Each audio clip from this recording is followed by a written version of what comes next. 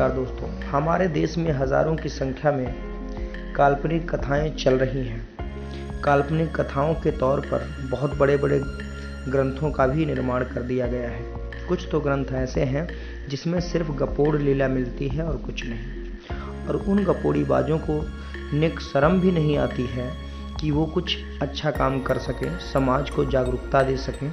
सिर्फ और सिर्फ गपोड़ लीला होती है और कुछ नहीं। अब जब समाज पूरा जागरूक होने लगा है, फिर भी उनकी गपोड़ लीला बंद नहीं हो रही है। दिन पर दिन ऐसी घटनाएं सामने लाते रहते हैं, ऐसी चीज़ें सामने लाते रहते हैं जिससे उनकी मूर्खता का व्याख्यान अच्छे से हो पाता है, अच्छे से किया जाता है। बहुत से लोग उनकी व्याख्या अच्छे से करते हैं और उनकी पोप लीला सामने आती है।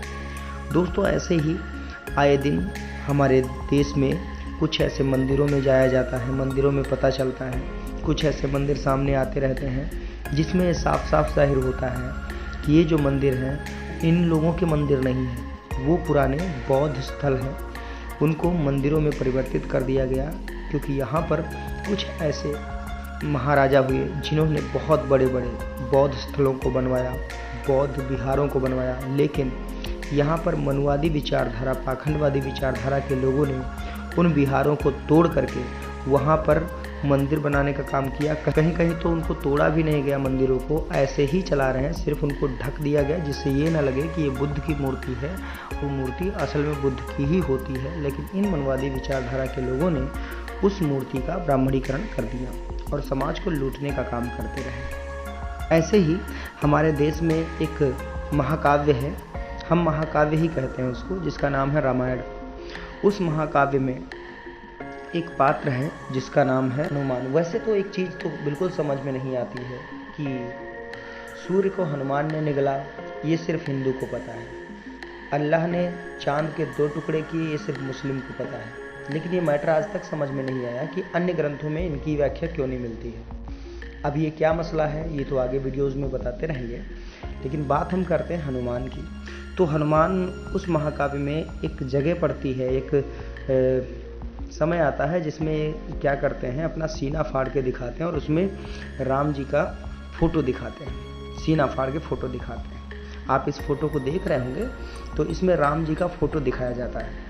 लेकिन क्या आपने सोचा है कि ये फोटो कहाँ से लिया गया है? क्योंकि असल में बात ये होती है, महापुरुषों को चुरा लेते हैं मनवादी विचारधारा के लोग और उस पर कुछ मनगढ़ंत कुछ का कॉपीराइट चीज़ें डाल देते हैं जिससे हमारे महापुरुषों का इतिहास बदल जाए। बाद में धीरे धीरे पता चलता रहता है, लेकिन लोग, बहुजन समाज के लोग और यहाँ के मूल निवासी समाज के लोग ये चीज़ें भूल जाते हैं कि ये हमारे महापुरुष भी हो सकते हैं। आपने ये तस्वीर देखी, इसी के चलते आप ये तस्वीर देखिए।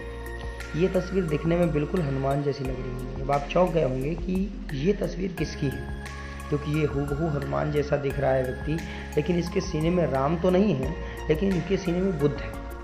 मैं आपको बता देना चाहूँगा, इन मनवादी विचारधारा के लोगों ने, इन धूर्त लोगों ने इनके इतिहास को बदल दिया है, इनके इतिहास को उठा लिया है। और ये जो तस्वीर है ये जापान के जैन मंदिर, जैन का मतलब होता है ध्यान केंद्र, ध्यान केंद्र, तो जैन मंदिर में ये मूर्ति लगाई गई है। और ये मूर्ति जो है ये तथागत बुद्ध के सुपुत्र राहुल की मूर्ति है, जिन्होंने, जो बहुत बड़े ज्ञानी थे और बहुत बड़े ज्ञानी के साथ साथ वो बुद्ध के उपासक भी थे। तो ये जो शिला बनाई गई है, ये जो मूर्ति बनाई गई है, तो इसमें ये दर्शाने का काम किया जा रहा है कि बुद्ध जो है, उनकी विचारधारा, बुद्ध उनके दिल में बसते हैं। समझ रहे ना? ये शिला जो है, कलाकृति, ये इसलिए बनाई गई है कि बुद्ध जो है उनके दिल में बसते हैं।